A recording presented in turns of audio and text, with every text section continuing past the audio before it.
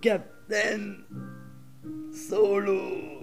Comment il va, Captain Solo? Putain, mais cette icône, je la connais depuis longtemps maintenant. Ça fait un moment que tu regardes ma chaîne. Incroyable. Je t'ai pas encore choqué, mec? Je parle de manger du républicain à la chaîne. Oh, fuis.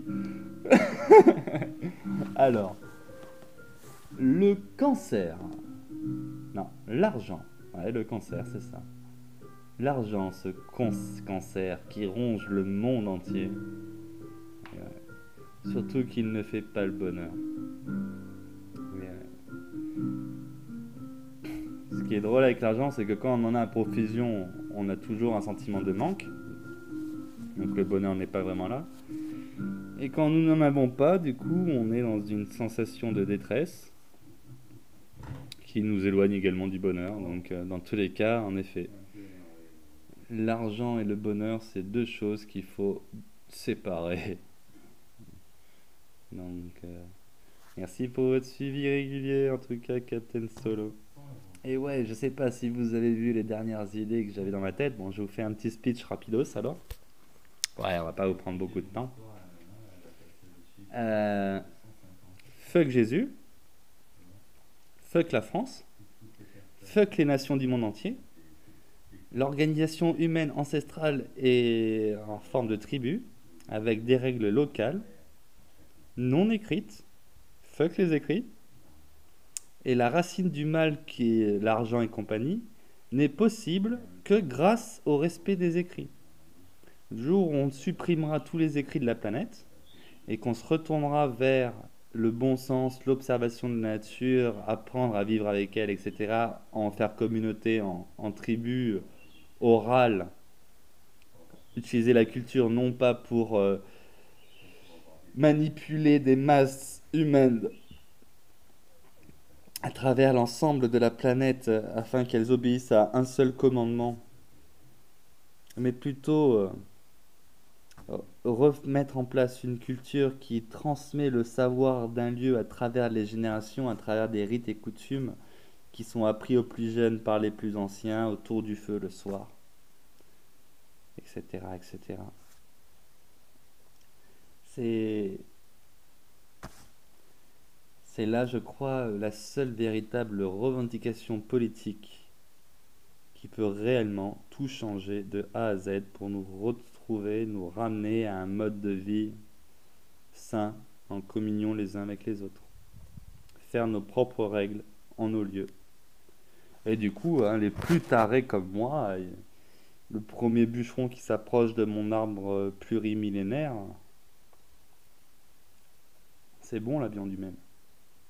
C'est vraiment bon la viande humaine. C'est James Cook, il a servi de repas. Ouais. Un colon anglais, saxon, qui allait mater une population d'indigènes dans les îles du Pacifique, et il s'est fait bouffer un moment. Ah ouais. Cette histoire nous est racontée en école primaire à Tahiti. Et c'est ce qu'on appelle les traditions anciennes. Donc bon, chassons-les, au vrai sens du terme. Pas les chasser, non, non, non. Chassons-les. Tirons-les comme du gibier. Et mangeons-les. Festoyons avec leur foie. Bien gras. Bon, peut-être qu'après cette vidéo, je ne vous lirai plus jamais de ma vie, Captain Solo. C'est la vie. Nous ne serons pas dans la même tribu, ça voudra dire. Nous, la tribu est ouverte à tous les cœurs généreux qui souhaitent prendre soin de son prochain, de l'ensemble. Le premier bûcheron républicain qui s'imposera ici avec son argent, avec sa règle, sa doctrine. Je crois que Gaïa valide le comportement de les bouffer, de nourrir les chiens avec leurs os, et de permettre au sanctuaire nouvellement créé de prospérer dans le temps, loin de toutes ces invasions hostiles républicaines orchestrées par l'argent. Et à terme, c'est appliqué par le flingue, la poudre donc, que les plus faibles d'entre nous choisissent d'utiliser, à savoir les flics, qui, après avoir réussi leur concours, s'attachent à leur solde, à leurs conditions de vie de plus en plus merdiques, avec des femmes qui se cassent de plus en plus tôt, hein, monsieur Ami Le Condé. Eh ben, vous êtes coupable, monsieur. Vous n'êtes pas solidaire du peuple qui meurt de faim. Vous vous êtes battu pour réussir un concours, pour gagner 2000 € tête, pour porter une arme, et être amené un jour à l'utiliser, sur l'esprit qui ne souhaite plus se soumettre à cet ordre républicain que vous servez. Hein? Donc, à tous les flics de France, démissionnez. À tous les militaires de France et qui sont à l'étranger, revenez au pays, occupez-vous de vos familles. À tout le corps de fonctionnaires républicains, quittez vos travails avec le plus d'argent possible et installez-vous à quelque part. Et faites foyer, tribu, village. Organisez-vous de manière autonome, autarcique. Aidez les personnes qui souhaitent atteindre cette autonomie. Si vous voyez que vous avez plus de moyens qu'eux. Cet ordre écrit mondial disparaît tous les jours à petit feu.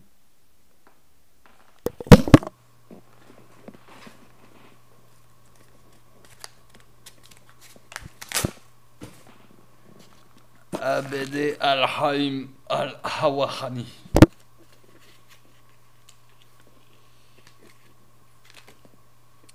Abd al-Haim al-Hawahani.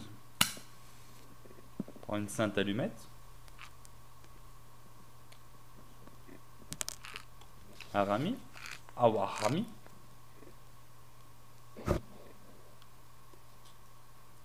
Hein?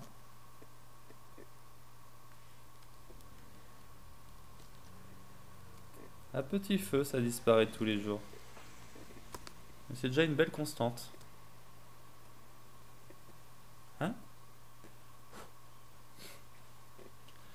Par qui entomé par le qui a et a pour le jus, aucun ducé à sous au point qu'elle est.